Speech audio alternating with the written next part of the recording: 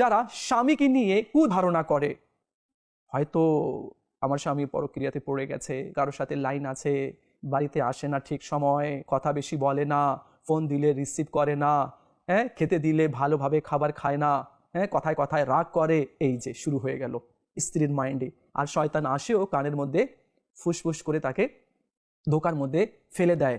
এখন সে মাকে গিয়ে বলে, বাবাকে গিয়ে বলে, আমি সংসার করব না, দেখো সে কেমন করছে। আরে ভাই, এটা কি কথা হলো?